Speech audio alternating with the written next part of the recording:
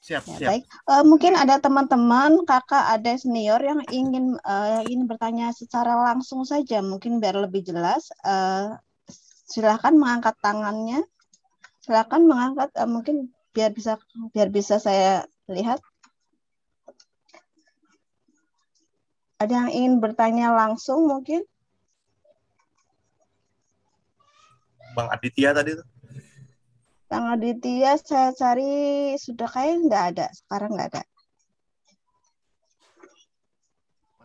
Masih ada Bang Aditya. Di mana, sebelah mana? Baik, sambil menunggu Bang Aditya, ini ada beberapa pertanyaan yang ada di WhatsApp. Jadi saya akan membaca dari baik. Ini yang saya baca dulu. Perkenalkan, saya Ibu Yati dari Blitar. Produk saya kerupuk puli non MSC, non message berarti. Non borak. Saya izin bertanya sama Pak Aziz.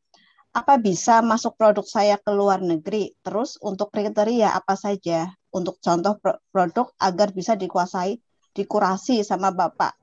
Kirim kemana? Maksud saya, maksudnya beliau kirim kemana? Baik, terima kasih yang pertama.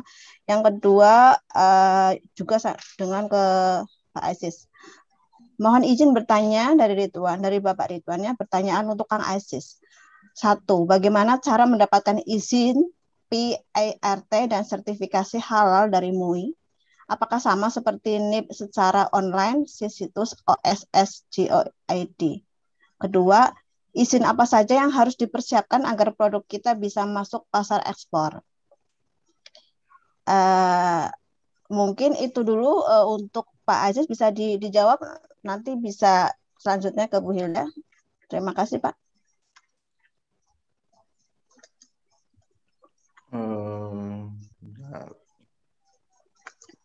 Jadi pertanyaannya itu seperti yang biasa Pak. Kalau kita mau kirim sampel ke alamat mana dan bagaimana, seperti itu. Sampelnya udah ake-ake, Pak. Gila. Oke. Giloro sampelnya. Teman-teman, apa namanya, contoh ya.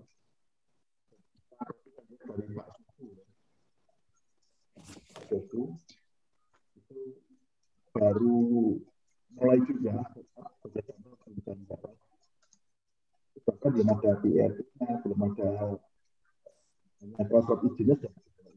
Kalau makanan beku kan memang ya juga ya sekali itu biayanya juga lumayan. Suaranya kurang jelas Pak, maaf. Halo ya. Ya sekarang jelas. Oh, tertutup sama kertas mic-nya. Sorry Bu Laili. Itu contoh waktu datang ke kami itu sampai berapa kali ngirim contoh itu nggak pernah lelah itu, sampai 7 kali mungkin ya. Itu nyontoh kirim bakso, bagaimana bisa jalan itu. Itu contoh sukses baksoku yang dalam 1 bulan ini sudah omsetnya sudah 500 bungkus 1 minggu, lebih dari 500 bungkus itu. Tidak hanya di luar negeri, tapi di lokal itu juga cukup kencang. Bayangkan Bu Laili kalau 1 bungkus 15.000 kali 500 sudah cukup besar itu bagi pelaku UKM. Ya karena jurus yang digunakan sampai 7 kali kirim contoh. Saya bukan menakut-nakuti, tidak. Saya kalau soal makanan itu agak peka. Jadi kirim pertama gagal, kirim kedua gagal, kirim ketiga masih, bahkan tak cebei tok itu biasa itu. Tak lihat tok, nggak usah lah, nggak usah makan itu, udah tahu rasanya kayak apa gitu. Saya agak sombong gitu. Kadang-kadang saya lakukan seperti itu untuk menguji sebenarnya semangatnya, tahan bantingnya. Ternyata tetap dikirim terus. Terus saya lihat memang yang terakhir itu lumayan enak, sudah bagus. Saya tanya omahmu, saya datang ke rumahnya. Itu ada orangnya di sini, ada itu baksoku itu. Terus penelnya bakso pedas, kita kasih nama Pak Penel Galak kalau nggak salah itu. Itu laku keras itu. Itu sampai beratus-ratus bungkus sudah itu. Ya selamat lah. Jadi contoh itu kadang tidak hanya sekali, 2 kali, 3 kali, bahkan berkali-kali sampai hasilnya itu bagus. Tapi nggak usah banyak-banyak kalau kirim contoh. Saya tuh kalau suka ya saya datengin gitu, itu biasa. Yang jelas soal izin bukan berarti kita mengesampingkan ya, bukan. Tapi memang kantor-kantor hari ini tutup sampai tanggal 20. Jadi mana mungkin kirim contoh langsung izin keluar gitu. Soal PIRT nanti Bapak nanti bisa hubungi saya, nanti kalau wilayahnya hanya Blitar atau Jawa Timur, ya kita bantulah aksesnya, biar cepat gitu caranya bagaimana. Kalau halal itu di lapangan ya, di lapangan, ini fakta di lapangan ya. Izin halal itu biayanya mahal. Itu kalau untuk kan gratis, Undang-Undang Cipta Kerja, tetapi halo Mbak. Cepat. Mbak Heni. Mbak Heni. Udah. Ya nggak apa-apa sih, teriak-teriak juga nggak apa-apa. Apa namanya, tapi itu bisa kita lakukan nanti kalau kita collecting nanti Pasuruan, Nganjuk, terus kemudian lagi bisa sampai 100 UKM gitu, nanti biayanya bisa kita tekan untuk biaya apa namanya lab dan sebagainya itu butuh paling ya apa istilahnya infak aja lah, itu infak aja itu bisa gratis karena undang-undang sudah Cipta Kerja sudah menyatakan bahwa untuk itu halal apa izin halal dan sebagainya itu gratis untuk UKM.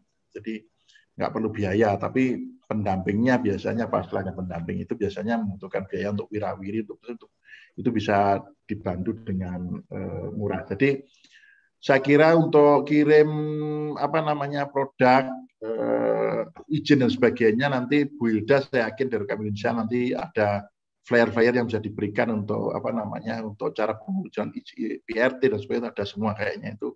Nanti kalau enggak ya silahkan hubungi saya. Karena memang di setiap daerah untuk PRT itu standarnya itu beda-beda. Jadi apa keluarnya gitu. Tapi yang jelas tadi disampaikan para penanggap tadi apa namanya mulai dulu aja apa namanya kita harus Pak, bukan berarti kita mengadung pada pemerintah. UKM memang nggak boleh cengeng, nggak boleh mengaruhi pemerintah, tapi sinergi kolaborasi dengan pemerintah harus dilakukan. Karena banyak sekali sebenarnya program-program saat ini yang bisa kita akses, misalnya yang di Smesco itu programnya bagus sekali itu. Jadi membantu memasang produk yang masuk setelah dekorasi itu 1.300 di apotek, itu keren sekali itu. Itu salah satu contoh-contoh yang banyak sekali sebenarnya sekarang udah banyak sekali perubahan-perubahan untuk teman-teman pelaku KM sehingga kita dipermudah semudah-mudahnya sebenarnya dibanding dengan saya kira di negara-negara lain. Kemudian untuk kirim ke luar negeri nanti sederhana saja kok Pak. Itu sekarang ini banyak sekali teman-teman alumni pekerja migran yang usahanya cukup sukses di bidang kargo, ekspedisi mengalami ke luar negeri. Itu sampai ke Rusia juga ada, itu dengan biaya yang cukup murah sekali. Nggak tahu caranya bagaimana itu. Yang jelas banding dengan apa namanya DHL, dulu DHL per kilo ke Hongkong aja 300.000. Ini cuma 50.000, 45.000, itu kan murah, jauh murah. Kalau lihat kontainer jauh lebih murah. Kontainer ke Hongkong itu kalau nggak salah dulu malah cuma 4 jutaan itu biaya kirim dari Surabaya ke Hongkong, satu kontainer itu biayanya cuma 4 juta rupiah, 5 juta, 6 juta lah. Sekarang naik katanya 10 juta, 12 juta. Itu jauh lebih murah daripada kita kirim ke Ambon. Ke Ambon itu ongkos kontainer sekarang 10 juta, Surabaya ke Ambon sampai 12 juta rupiah. Saya juga nggak ngeh Pak Arif Darmawan, apa namanya biaya kontainer kita kok mahal sekali gitu. Makanya dan jangan, saya kira tidak hanya pasar negeri ya, bukan itu, bukan hanya itu. Pasar lokal itu jauh lebih besar sebenarnya. Misalnya produksi kacang atom aja, kacang atom itu satu kontainer duitnya sudah banyak. Luar Jawa itu apa namanya misalnya saya bilang berkali-kali kayak Ambon, Maluku, kemudian Papua itu apa namanya 80% kebutuhan pokok yang suplai Jawa. Ini masih sangat ketergantungan. Makanya peluang-peluang ini masih cukup besar, bisa ditangkap teman-teman pelaku UKM, jangan pesimis. Kacang atom, kecap, kemudian produk yang lain, misalnya produk minumannya yang sasetan itu, yang punyanya bintang 7 itu apa namanya, Extra Joss dan sebagainya, itu laku di Indonesia Timur pasarnya ternyata Indonesia Timur. Karena apa? Mudah. Kalau beli gula itu satu bungkus bukan 1 kilo, itu 7 on, itu harganya 14.000. Nah, masih beli teh lagi, beli kopi lagi. Kalau pakai extra jos, 1 bungkus tinggal seduh, itu tapi kebanyakan juga bahaya. Nah, ini kan bisa saling temulawak, diekstrak itu kan bisa. Misalnya peluang-peluang itu masih cukup peluangnya cukup besar. Apalagi Pak Aditya dan Pak Arief sudah mau mewakafkan diri untuk membantu teman-teman membantu desain kemasan. Itu sangat penting. Kalau itu mahal loh. Kalau jasa kemasan itu satu paket itu kalau di di 1000 itu di 1000.com itu bisa 5 juta. Itu masih lebih murah. Kalau perusahaan-perusahaan di atas 100 juta itu biaya desain kemasan yang menjual itu mahal. Nah, Pak Aditya sudah mau dampingi, Pak Arief juga mau bikin pelatihan itu saya kira sangat bagus. Terus kemudian dari SBMI tadi Pak Ernawan ya. Salam untuk Mas Herianto, Pak Ernawan. Tadi sudah memulai kios ya tadi ya, kios di setiap kecamatan gitu ya. Itu sangat bagus Pak. Saya usul aja Pak bikin paket sembako Pak. Nilainya 200.000, 300.000, 500.000. Paket aja, jual paket aja. Paket itu nanti kenapa?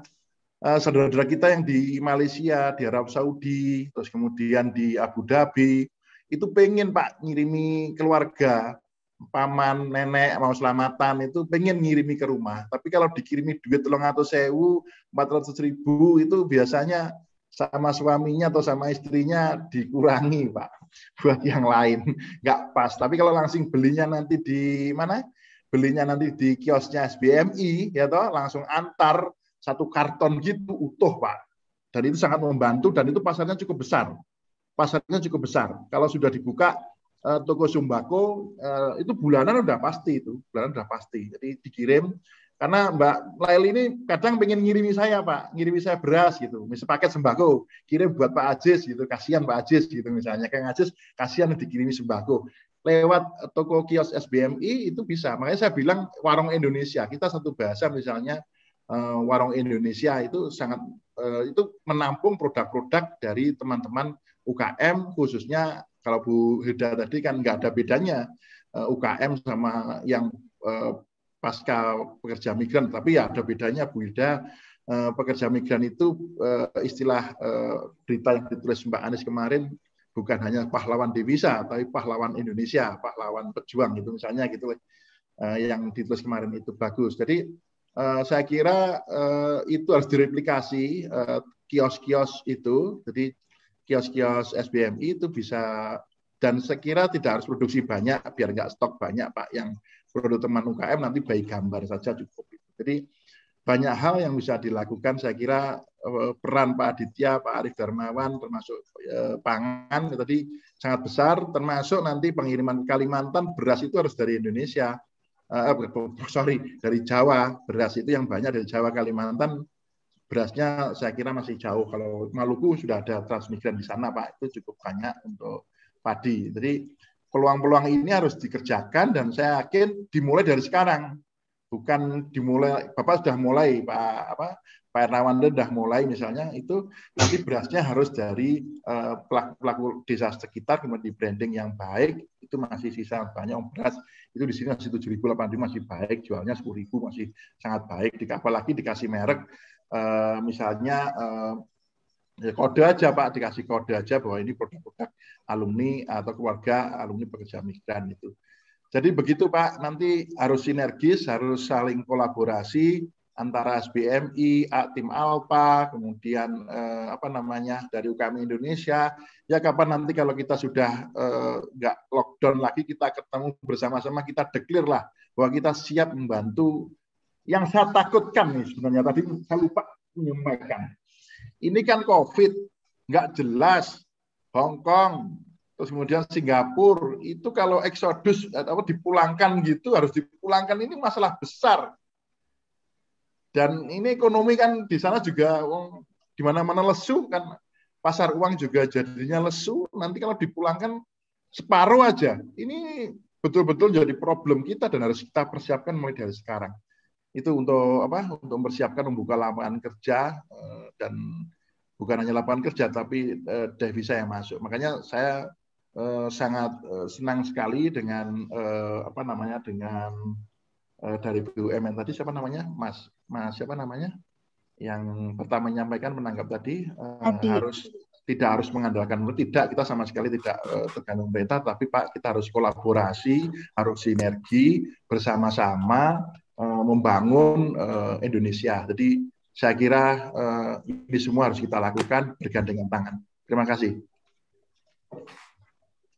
Baik, saya sepakat dengan apa yang disampaikan Pak Ajis. Nanti SPMI itu buat yang sembako, Pak. Karena teman-teman kita juga ya sama. Kalau kirim uang itu cepat habis, Pak. Tapi kalau kirim sembako itu bisa bertahan seminggu 2 minggu. Baik, ini pertanyaan kedua untuk Bu Hilda. Ini dari Bu Anis dari Jatim 1 News Online. Mohon bertanya, problema terbesar UMKM Indonesia bisa berkembang saat ini apakah kemampuan digital atau yang lain? Yang kedua, saya PMI Purna yang sudah 3 tahun. Ini pertanyaan, saya punya usaha olahan keripik lahir dari des migratif semenjak pandemi macet total. Dan ini masih secara terobosan baru, ternyata dapat jawaban dari Kang Aziz. Saya akan mulai usaha minuman herbal dengan jendelang dan jeruk lemon. Kebetulan jeruk lemon kebetulan tanam sendiri. Yang ingin saya usulkan ke Bu Hilda, banyak orang yang bisa produksi tapi untuk pemasaran nggak semua bisa. Terus bagaimana kalau masalah seperti ini? Karena banyak yang gaptek seperti nggak bisa online seperti itu, Bu. Mohon dibantu, Bu, untuk pertanyaan kawan-kawan kami. Terima kasih. Siap. Oke. Nah, dari Mbak Anis dulu ya. Nah, problema terbesar UMKM Indonesia bisa berkembang. Apakah kemampuan digital atau yang lain? Tidak bisa satu-satu sih ya. Kita melihat secara umum. Tapi yang pertama memang masalah mindset-nya dulu. Mindset bahwa UMKM itu ya bisa berkembang. Dan yang tadi bahwa kesejahteraan, kesuksesan, kebahagiaan itu bukan merupakan takdir sebetulnya ya, bisa kita upayakan untuk bisa mencapainya. Itu sih yang pertama ya, karena banyak betul gitu ya. Keripingmu nggak mau tutup tuh, Zan? Keripingmu yang jobomu nggak mau tutup? Ya Allah, lele.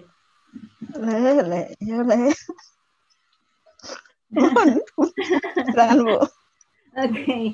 Nah, jadi ya memang sekali lagi kita memang melihat banyak sekali para teman-teman UKM kita di awal itu memang berusaha sendiri, karena tadi di tingkatan yang tadi saya ceritakan juga sebetulnya nih kalau misalnya sedikit saja ya. Nah, jadi kalau misalnya kita di awal itu memang pada saat kita masih berada di level mikro, itu kita memang bilangnya tuh CEO ya, Chief Everything Officer. Jadi semuanya kita semua ya, mulai dari pemasaran ya, produksi ya, beres-beres perabotan dan lain-lain itu memang kita semuanya. Nah, tapi sampai sebatas mana kita bisa mengerjakan itu sendiri ya, dan sebatas mana kemampuan kita untuk bisa mengembangkan usaha kita ya. Nah, ini sebetulnya tadi yang Mas Simpen tadi yang pertama, mohon maaf ya, yang tadi disampaikan oleh teman kita ya. Ya, kita memang harus bisa mengerjakan semuanya, tapi sampai sebatas mana kita bisa mengerjakan itu semua untuk bisa mengerjakan ya. Nah, jadi di sini ya memang kita harus bisa mengetahui batas kemampuan kita. Jadi kalau misalnya ada yang mengatakan bahwa kita memiliki kemampuan tak terbatas, iya, tapi apabila kekuatan yang tidak terbatas ini kita gabungkan bersama-sama dengan kekuatan tak terbatas lain yang berasal dari ya teman-teman kita, mitra-mitra kita, dan juga berbagai asosiasi yang memang mengkhususkan diri untuk kegiatan-kegiatan tertentu seperti tadi Pak Arif Darmawan khusus untuk pemasaran, ini pasti memiliki memiliki jaringan dan Puan sudah besar sekali nih jaringannya, sehingga apabila kita bisa memanfaatkan apa yang sudah dirintis, dan ini pasti rintisannya tidak sebentar ya. Nah, maka kita bisa menghilangkan step harus merintis sampai menjadi seperti yang dilakukan oleh Pak Arief dan kawan-kawan gitu dengan sendiri. Nah, sehingga kita bisa lebih berkonsentrasi pada mengembangkan konsep bagaimana usaha yang kita miliki ini bisa kita kembangkan, jadi lebih strategik sifatnya. Nah, jadi di sini Mbak Andis ya, ini sangat ini sekali nih ya, sangat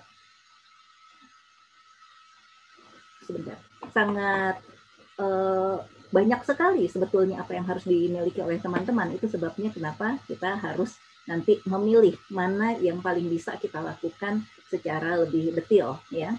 Sisanya kita serahkan kepada ahlinya seperti itu ya. Nah, ini kalau misalnya kita lihat ini nih yang tadi saya katakan ya. Jadi pertama-tama ya, sebentar. Nah, ya. Nah, di sini ya, kita waktu mikro nih memang panglima tanpa pasukan. Ini kita kerja sendiri nih, gitu ya. Nah, tapi pada saat yang sama kita nanti bisa bertemu dengan pihak-pihak yang bisa membantu kita, akan mempercepat kita naik kelas. Bisa nggak tanpa mereka kita naik kelas? Ya bisa lah, ya. Apakah bisa lebih cepat kita naik kelas sendiri atau bersama-sama dengan teman-teman? Tergantung kemampuan kita pastinya. Ini sangat kasuistik gitu ya, sangat case by case betul ya. Nah, kemudian apa yang harus kita lakukan? Apakah digital merupakan hal yang pertama kita lakukan? Tidak, ini sebetulnya satu kesatuan nih, aspek penting ini. Cuma mana dulu yang bisa kita pelajari atau mana dulu yang lebih kita fokuskan ya. Kita kalau misalnya nanti ujungnya mau ekspor impor ya, legalitas itu penting gitu kan. Nah, tapi kalau misalnya kita mau mulai, ya tadi saya katakan ya, kita mulai dulu lah dari apa yang bisa kita lakukan pertama-tama. Tadi kan kita sepakat ya, ayo kita jalan dulu deh gitu, sambil kita belajar untuk mengembangkan bersama-sama. Nah, kalau misalnya seperti itu, yang pertama ya, mantapkan dulu nih mindset kita ya, motivasinya nih harus tinggi dulu, harus internal tadi seperti yang Pak Ernawan katakan ya. Nah, sesudah itu baru ini step-stepnya nih ya, yang berdasarkan hasil ini nih pengamatan kami dengan para UKM ya, baik yang kami bina maupun yang teman-teman jaringan kami lakukan. Nah, jadi di sini ya kita mulai dari pencatatan keuangan sederhana. Ini tadi semua yang tadi dibicarakan oleh Pak Ernawan, ini saya langsung terbayang nih Pak Ernawan nih, karena tadi Pak Ernawan mengatakan beliau juga adalah pebisnis, jadinya tahapnya memang jadinya pas banget jadinya ya. Begitu menentukan HPP, dari mana sih kita tahu HPP kalau kita nggak mencatat keuangan kan gitu ya. Kadang-kadang banyak teman-teman kita gitu itu yang salah menentukan harga atau salah membayangkan keuntungan ya. Jadi banyak teman-teman misalnya pengusaha lele mengatakan, ibu ini saya dari hasil beternak lele saya dapat Rp500 per kilo loh keuntungan. Pas kita hitung ternyata nggak segitu ya, apabila kita bisa membreakdown ya, merincikan biaya-biaya apa saja yang harus dia keluarkan. Oh ternyata keuntungannya nggak segitu, berarti nah apa yang harus dia lakukan? Dia salah dalam menentukan biaya. Kalau salah nentuin biaya ya, bisa jadi salah menentukan harga. Kalau misalnya tidak bisa menentukan harga karena pesaing-pesaingnya juga harganya segitu, berarti dia harus melakukan upaya yang lain. Apakah misalnya ya dia harus melakukan penghematan di berbagai bidang yang lain. Nah kan itu yang kita mau keluarkan ke teman-teman ya. Nah jadi go digital juga ya perlulah sekarang ya, karena zamannya era pandemi seperti ini begitu. Tapi ini bukan satu-satunya dan bukan yang utama sebetulnya, karena ini semuanya penting, merupakan kesatuan, tapi mana dulu yang bisa kita lakukan ya. Nah jadi tergantung dari situasi dan kondisi yang sedang kita hadapi bersama ya. Nah, terus tadi pertanyaan dari Mbak sebentar, tadi saya tadi mengenai yang mau ekspor ya, sebentar. Mbak.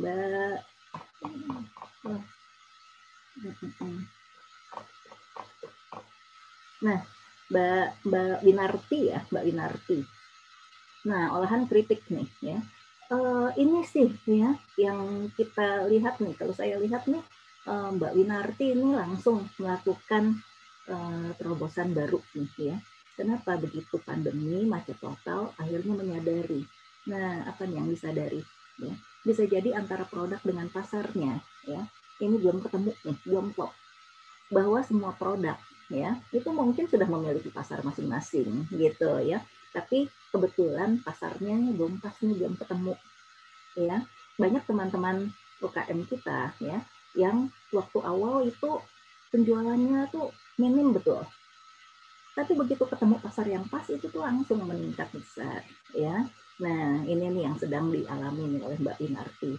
Nah, akhirnya tapi mendapatkan inspirasi nih katanya dari Kang Ajis untuk membuat minuman herbal ya dari jegelang dan jeruk lemon ya yang kebetulan ditanam. Jadi biayanya nih relatif murah.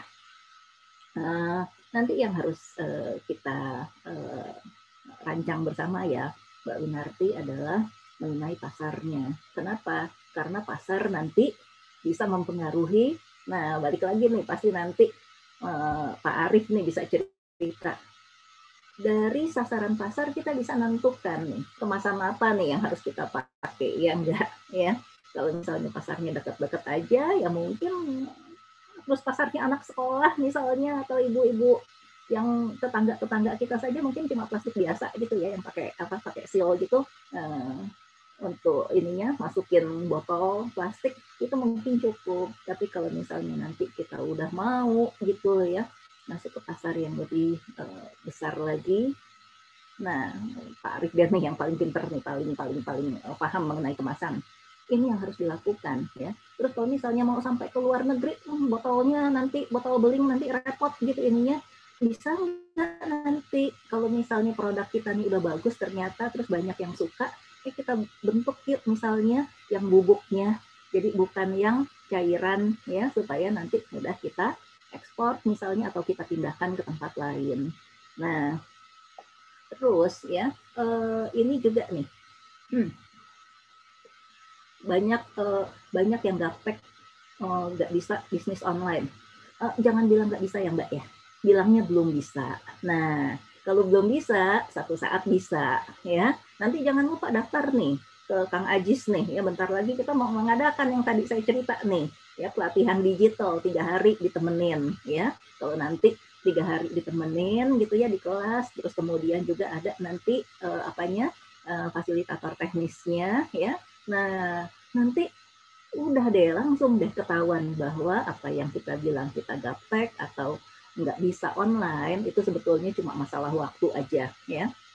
Belajar 3 hari ya, insya Allah bisa ya. Kalau belum bisa juga gimana? Ya ulang lagi ya, nggak apa-apa kan ya, kita kan kalau belajar kan selalu mengulang terus menerus, nggak masalah kan ya. Nah terus masalah tadi ini yang luar negeri, ini nih menarik sekali nih, menarik nih. Banyak para UKM kita memang yang memiliki cita-cita untuk memasarkan produknya di luar negeri ya. Saya selalu katakan sebetulnya ya, nih luar negeri nih memang panjang oye banget nih. Dalam arti apa? Apabila kita tuh bisa menjual di luar negeri, sebetulnya ini indikator bahwa saudara itu memiliki motivasi yang sangat kuat. Kenapa? Dagang di luar negeri itu relatif lebih repot dibanding berdagang di dalam negeri. Pertama masalah perizinan sih biasanya ya yang kita kena. Nah, cuma saya selalu mengingatkan, kita bercita-cita ingin jualan di luar negeri. Tapi jangan salah loh, ya. Orang luar negeri juga kan pengen dagang di Indonesia, ya enggak? Ya. Nah sama, ya. Mereka juga punya indikator. Mereka tuh merasa berhasil kalau bisa dagang di Indonesia. Sama, kita juga gitu indikator kita merasa sukses kalau kita bisa dagang di luar negeri. Nah, ini Kang Ajis tadi sebetulnya yang tadi saya katakan sama saja itu untuk manajemen yang harus dipelajari ini Kang ya. Jadi programnya apa sih untuk yang purna PKI atau yang bukan? Nah kalau itu sih manajemen semuanya ya relatif sama karena kita kan sama-sama UKM. Nah tapi tadi saya katakan UKM purna ya, purna PKI ini memiliki kelebihan. Apa kelebihannya? Yang pertama ini pasti jaringan. Kemudian apa yang terjadi? Wawasan ya. Ini wawasan teman-teman nih yang udah pernah keluar negeri nih gitu ya. Pasti jadinya sudah mulai bisa melihat perbedaan antara Indonesia dengan luar negeri. Nah, itu merupakan modal yang kuat sebetulnya. Jadi tadi saya katakan kalau mulainya dari start yang sama, nih harusnya nih ya teman-teman Putna TKI ini melejit lebih kencang dibanding teman-teman yang lain. Tapi tadi saya katakan pakai tanda petik ya, syarat dan ketentuan berlaku. Nah, jadi syaratnya apa ya? Syaratnya itu tadi ya, kitanya tuh harus gitu ya, tetap ya belajar, dan kita harus berjejaring dengan sesama. Karena tanpa itu ya kita mengerjakan beberapa hal yang sebetulnya kita harus mulai dari awal. Sementara teman-teman kita yang lain itu sudah tidak awal lagi. Jadi kita tuh bisa potong kompas kalau kita bilang ya. Kita bisa potong kompas gitu. Nanti kita bisa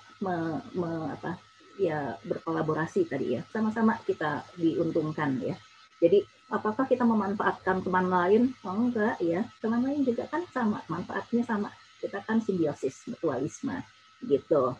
Nah, jadi sama-sama nih kita tumbuh bareng kalau kita bilang. Kita bangkit bareng, kita tumbuh bareng ya. Nah, di UKM Indonesia juga sekarang kita lagi bikin nih program bangkit bareng ya.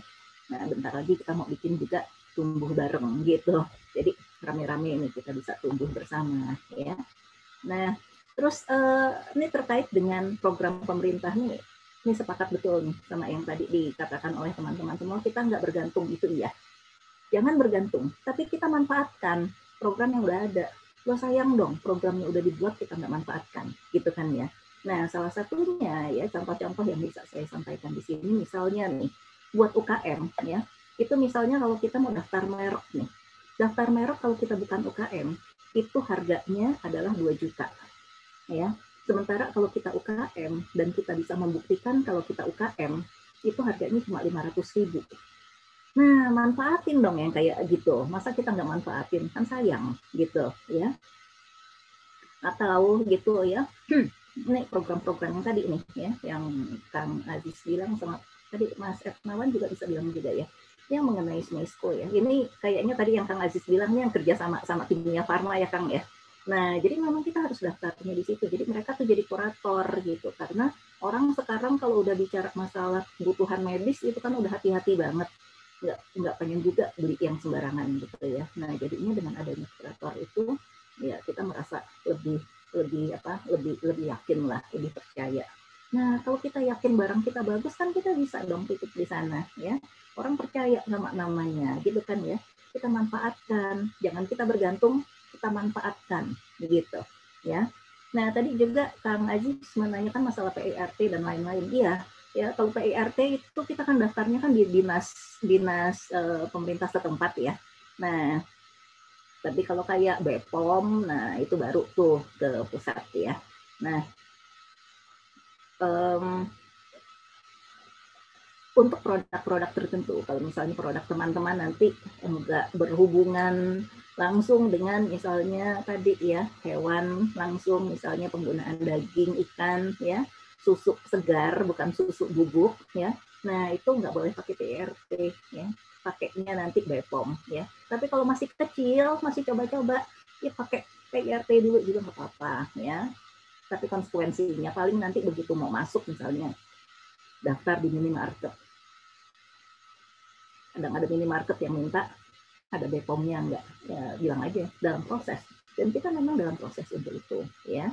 Jadi kita jadinya tahu di batas mana nih kita harus melakukan upaya kita supaya kita jadinya fokusnya tuh enggak hilang di satu kegiatan tertentu.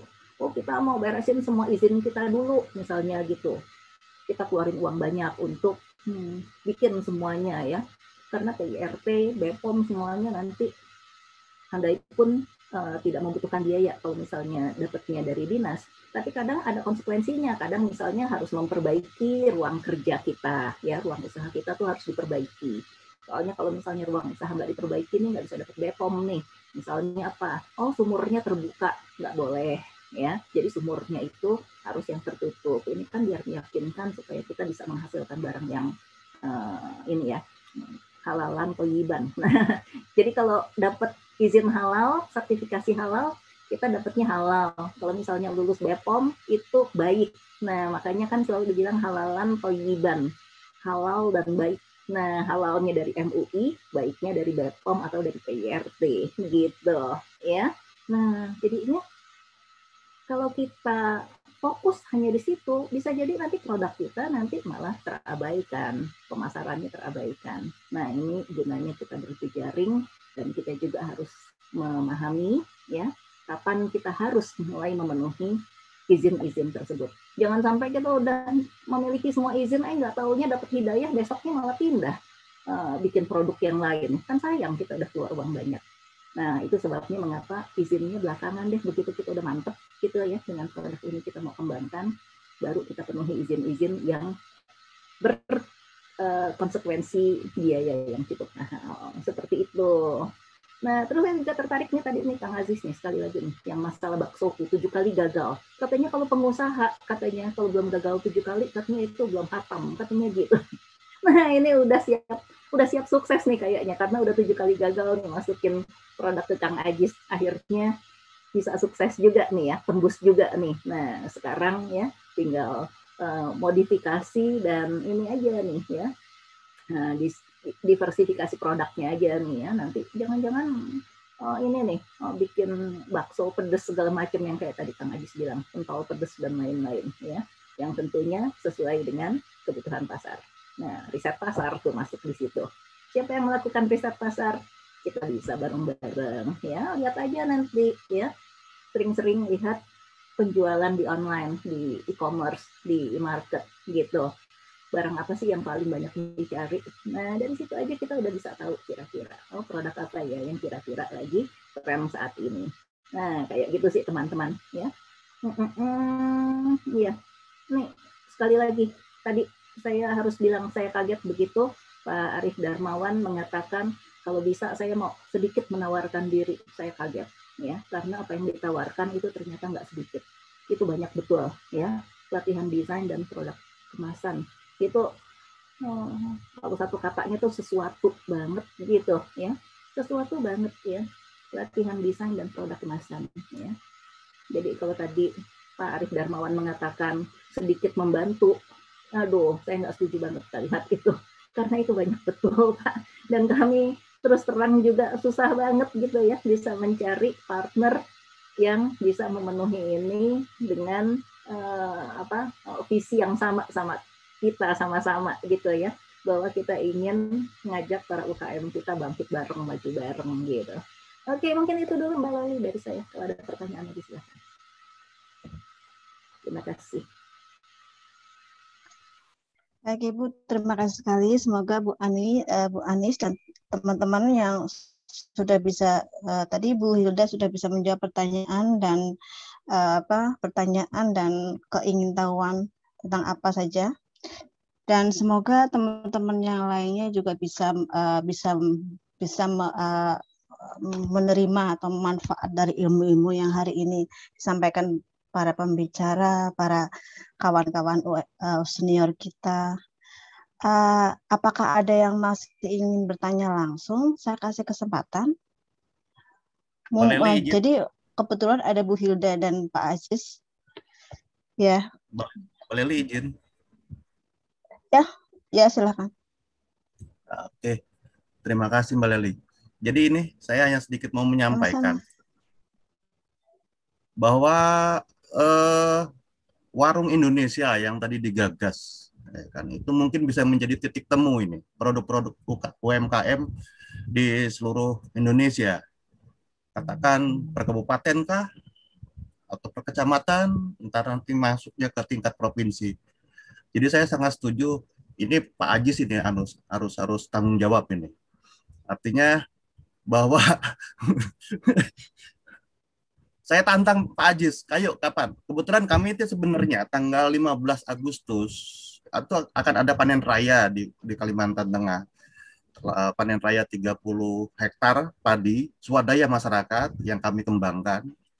Nah, kami di sana akan mendeklarasikan soal pengembangan UMKM dan petani Indonesia. Artinya, saya ingin ajak Pak Ajis, nantang Pak Ajis ini di event di waktu-waktu tertentu, katakan di Hari Sumpah Pemuda. Di situ kita membuat satu deklar bersama dengan para pelaku UMKM untuk membangun satu warung Indonesia yang benar-benar yang menjadi titik temu produk-produk UMKM. Disitulah nanti semua produk-produk UMKM di Jawa Timur, di Jawa Tengah, atau Jawa Barat, atau di wilayah Indonesia yang lainnya, kita kumpulkan di situ, pemasarannya bisa melangsung, seperti yang kami lakukan di Kalimantan Tengah. Padi, hasil produksi petani itu, kami todong ke Pemda, supaya semua ASN membeli padi dari para petani. Jadi di sini mungkin dengan warung Indonesia inilah, kita bisa bangun satu bentuk kebersamaan para pelaku UMKM. Bu Hilda, Pak Ajis, ini sekarang harus tanggung jawab dengan semuanya. Saya kira itu yang bisa saya sampaikan, Mbak Leli, Pak Ajis dengan Bu Hilda. Ini mohon ini pertanggungjawabannya. Terima kasih, Mbak Leli. Baik, jadi begini Pak Ajis, Bu Hilda, jangan kaget karena kalau kita ada di sebelah, terutama kalau ada Bu Ambar sama Pak Priyadi itu, beliau dipanggil Pak Prof, yaitu Pak Provokator, bukan Profesor ya. Jadi Pak Provokator. Ya, jadi Pak Arif ini Pak Prof Arif Darmawan. Jadi profnya bukan profesor tapi provokator. Tapi itu bagus karena di saat seperti ini kita butuh orang-orang yang seperti beliau, yang provokator, yang gila, yang benar-benar kita tidak mempunyai keinginan pribadi, tapi kita lebih kepada membangun atau berkolaborasi kepada kawan-kawan semua. Jadi dari kecil sampai besar. Jadi kenapa kami tim Alpha PMI dan kita itu bekerjasama dengan beliau, karena kami kebetulan ada di bawah satu naungan dari UGM dan Kemendes. Dan semoga Bapak Ajis dari SPMI, Pak Ermawan dan Bu Hilda juga, ayo kita bareng-bareng berkolaborasi. Karena dengan kolaborasi itu maka kita bisa berjalan bersama. Jadi seperti kata Bu Hilda tadi bilang bahwa bola menggelinding ya. Bola menggelinding Bu, kalau bolanya besar semakin bagus ya Bu ya, digelindingin ya Bu ya. Jadi nggak sakit badannya Bu ya. Baik, ini apakah masih ada lagi yang bertanya? Kalau ada, silakan saya kasihkan waktu sebentar. Kalau tidak, mau kita akhiri karena sudah 4 jam benar. Jadi tim Alpha kalau membuat acara itu yang seharusnya 3 jam itu selalunya lebih. Kadang-kadang saya, nggak enak banget sama teman-teman juga ya. Baik, gimana Pak Ajis? Atau mungkin ada kata-kata yang ingin disampaikan untuk terakhir? Jadi nanti kita akan berlanjut di grup Go UMKM ini yang kedua, kita bisa mengundang yang nanti bagaimana baiknya aja. Saya kira Mbak Laili, ya, siap. Sebenarnya sih kalau produk-produk Indonesia banyak di marketplace ada, terus kemudian di mana di Smesco juga ada, semuanya ada, tetapi belum punya kekhasan daerah itu. Maksud saya gini ya. Warung Indonesia itu lebih bersifat yang pertama grosir, harga grosir. Nah, itu nanti masing-masing menawarkan link-link yang sudah ada selama ini. Karena kayak produsen Indomie itu bisa mendunia, pasar dunia sampai bikin pabrik di beberapa negara itu karena apa? Dia bisa menguasai karena jasa baik teman-teman pekerja migran. Dulu awalnya Indomie itu hanya Indonesia, tapi sekarang mendunia dengan berbagai mengeksplor masakan-masakan Indonesia yang ternyata masakan Indonesia itu lidahnya digemari di seluruh dunia. Awalnya dibawa oleh pekerja migran.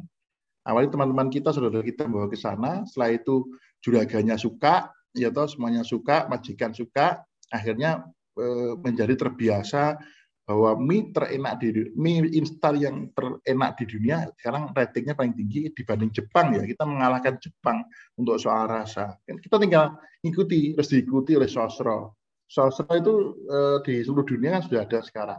Awalnya juga pasarnya adalah teman-teman pekerja migran, buruh migran. Tapi sekarang sudah semua suka Sosro. Nah, warung Indonesia tadi yang saya sampaikan Pak Arif, bukan hanya tanggung jawab Pak Arief, Bu Hilda, Bu Ine dan yang lain dan teman-teman yang lain. Tetapi ini tanggung jawab kita bersama. Dan saya yakin itu nggak perlu modal banyak, Pak. Tempatnya juga nggak harus di pinggir jalan, enggak. Itu cuma kesepakatannya bersama. Kita bikin koperasi warung Indonesia itu misalnya di daerah Depok itu apa produk-produk yang Depok. Nanti kita klik aja satu Indonesia ini banyak sekali ragamnya sehingga nanti misalnya ini tergantung tadi ada Pak Aditya tadi yang IT, Pak Arief juga IT misalnya.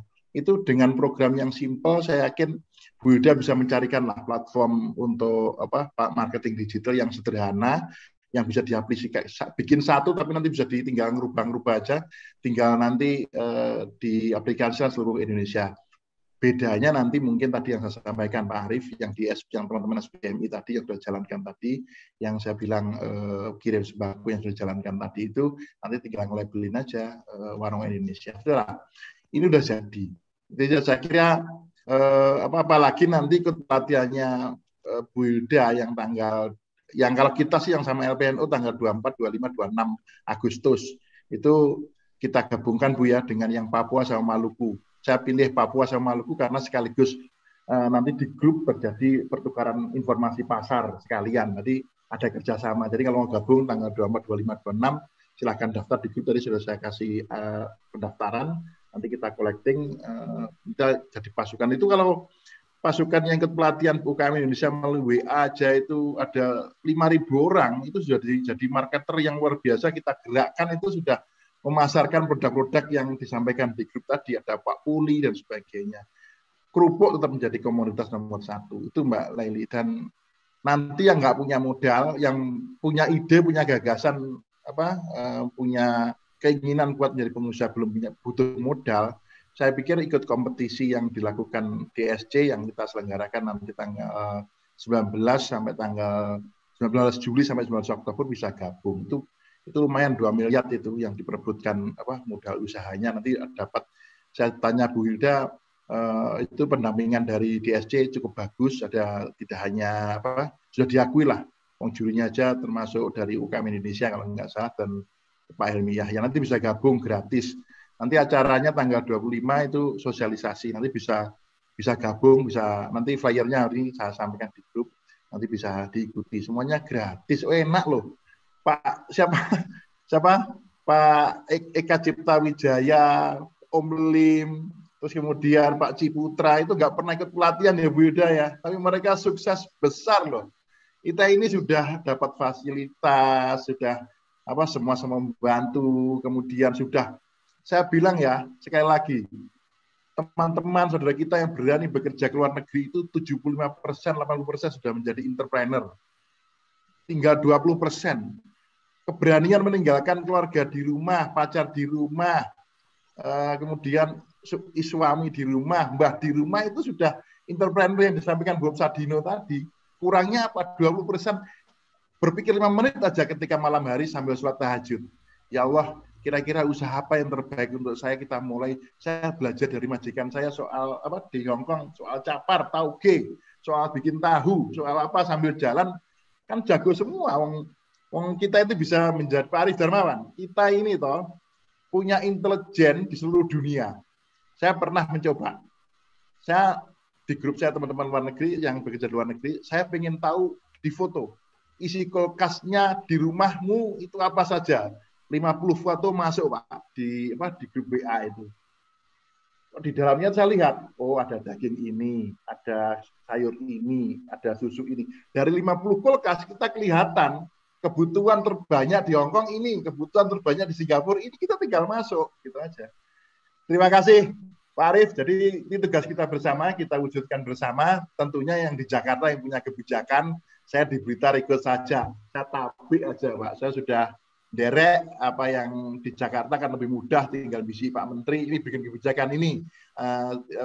WhatsApp harus kita arahkan ke isu-isu masyarakat UKM agar saling bersinergi. Makanya dari dulu saya selalu otokritik UKM itu usaha kecil terus.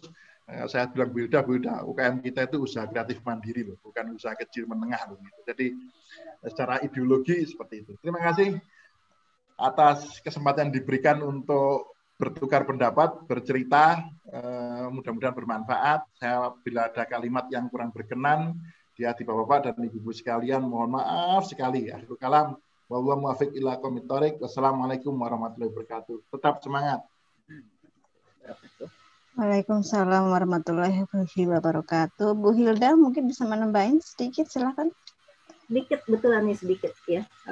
Ini sebabnya kenapa tadi saya mengatakan bahwa Pak Aziz nih modal nih buat saya. Jadi modal yang tadi kita miliki ya, yang harus kita miliki itu Pak Aziz nih bisa mengisi modal gitu ya, karena kenal sama Pak Aziz juga merupakan modal nih bagi kita semua. Akses juga dapat gitu ya dari Pak Aziz gitu kan ya.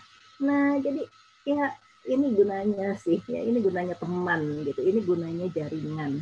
Kenapa? Karena kita tidak ahli di semua bidang, kita bisa menjadi ahli, tapi kita harus mengeluarkan gitu ya, banyak waktu, banyak tenaga, banyak pikiran, kita jadi manfaatkanlah teman-teman yang sudah ada. Tapi mungkin ini syarat dan ketentuan berlakunya nih, yang memiliki visi yang sama kita. Soalnya kalau tidak memiliki visi yang sama dengan kita, bisa jadi nanti gitu ya, akan terjadi ketidakcocokan pada saat usaha kita sudah berjalan. Biasanya pada saat usaha kita baru mulai, kalau kita bermitra sama orang yang tidak sevisi, itu sih masih jalan-jalan aja. Ya. Tapi begitu sudah mulai besar, nah di situ baru muncul masalah. Nah jadi syarat dan ketentuan berlakunya ya ini harus memiliki visi yang sama dengan kita. Ya, nah jadi beruntung kita di ruangan ini banyak diperkenalkan oleh teman-teman yang memiliki visi yang sama dengan kita, yaitu kita harus bangkit bersama-sama, kita maju bersama-sama ya, dan kita saling bantu satu sama lain karena kita semua adalah keluarga besar ya. Terima kasih nih Mbak Laili, Pak Aziz, Pak Arif, Pak Ernawan tadi, Mbak Santi, Mbak Anis, dan teman-teman semua, kita dipertemukan ya. Saya merasa beruntung saya diperkenalkan dengan teman-teman semua karena sekali lagi ya, modal saya bertambah banyak hari ini ya dengan berkenalan dengan teman-teman semua. Terima kasih. Oh ya, mohon maaf lahir dan batin karena apa yang saya sampaikan tadi mungkin saja ya kurang berkenan di hati teman-teman semua, dan salam sehat buat semua. Amin. Silakan Mbak Laili. Amin ya rabbal alamin. Baik Bu, terima kasih Pak Aziz, terima kasih Bu Hilda, terima kasih Mas Erwan, terima kasih Mas Arif, di sini ada Bu Ayu juga hadir, Bu Ayu Rahayu, dan teman-teman semuanya, terima kasih sekali. Acara ini bisa terlaksana tentu dengan dukungan Bapak Ibu semuanya. Kita tidak bisa sendiri. Baik, nanti saya rasa sudah cukup, waktunya sudah hampir 4 jam lebih. Jadi nanti kita akan menyambungkan, kalau ada sesuatu yang pertanyaan lebih dalam lagi bisa di grupnya Go UMKM. Silakan bagi teman-teman yang ada di luar negeri, Mako dan semuanya, kalau ingin bergabung silakan bisa bilang ke Mbak Santi, nanti akan dikasih link WhatsApp-nya. Dan terima kasih sekali kepada Bapak Ibu yang sudah hadir dalam forum pada siang hari ini. Saya mewakili panitia dan keluarga besar tim Alpha PMI Hong Kong, Mako, dan juga keluarga kami yang ada di Indonesia. Terima kasih dan terima kasih. Sampai jumpa di session yang kedua dengan tema dan tentunya yang beda lagi. Terima kasih. Assalamualaikum warahmatullahi wabarakatuh.